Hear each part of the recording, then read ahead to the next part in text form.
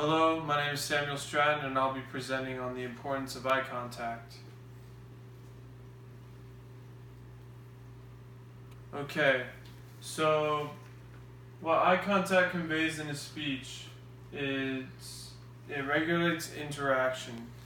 When you're giving a speech and you're looking to interact with the audience, you want to maintain positive eye contact so that everyone is engaged and so that you don't lose the audience, because if you lose the audience then you lose your resemblance, and if you lose your resemblance you lose your authority in the conversation and your words are practically meaningless.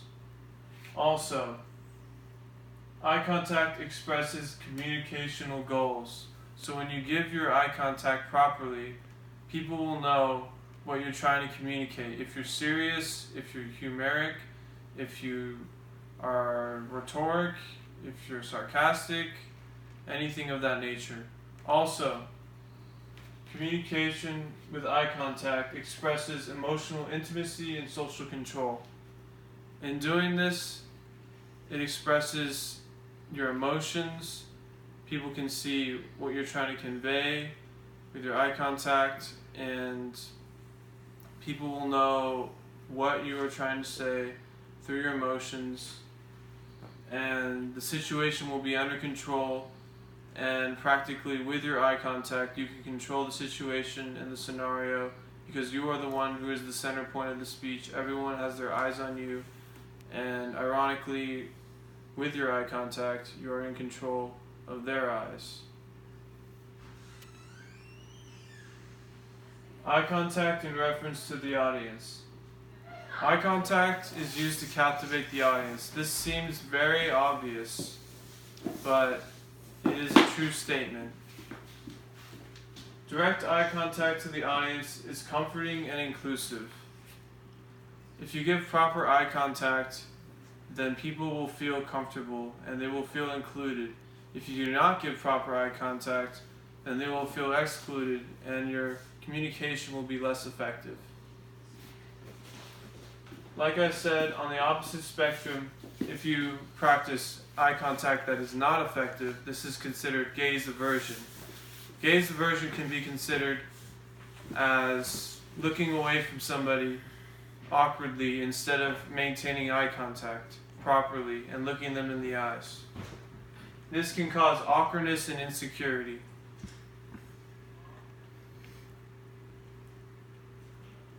Direct gaze versus averted gaze has a big difference. Studies have shown direct gaze invokes positive reaction and increased intention. So positive gaze, which is direct gaze, causes the audience to feel positive emotions and feel accepted, which is naturally what the human desires. Averted gaze, on the other spectrum, causes negative attributions because, as I said before, humans desire to be accepted and belonged. And in so giving this averted gaze, you are subconsciously telling them that you do not want to communicate with them, and you are giving them subconscious notions that they are not worthy to be communicated with. Attributes of positive eye contact. When eye contact is done properly, it condones likability, competence, attractiveness, intelligence, credibility, and potency.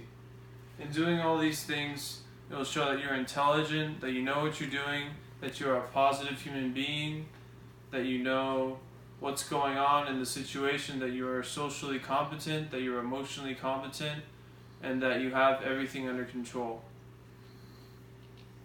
Faces with static direct gaze have shown to prove more pleasant subjective feeling states.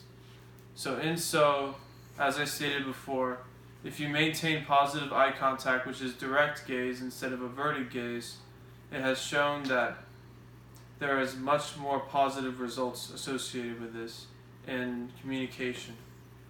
Also, direct gazes condone acceptance, and in this acceptance, people are more attracted to listen to you, whereas averted gazes causes one to not want to listen because of the natural connection to not wanting to be seen, and in that averted gaze causes one to feel as if they are not worthy to be talked to.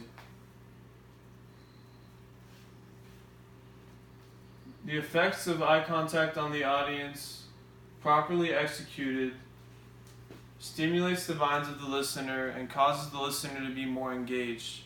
In being engaged, the listener will get more out of your conversation, out of your speech, and will not be lost in thought, and it will cause them not to space out and not to lose connection with the main points of your speech. Eye contact that is spread throughout the audience is effective because it engages the whole audience and causes not just one or two people to receive the eye contact, but the whole audience.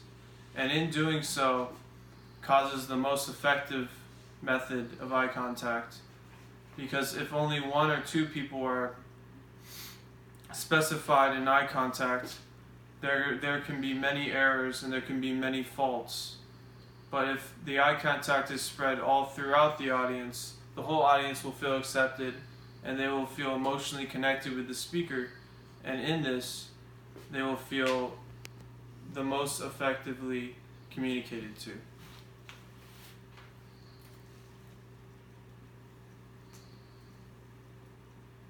And that is all.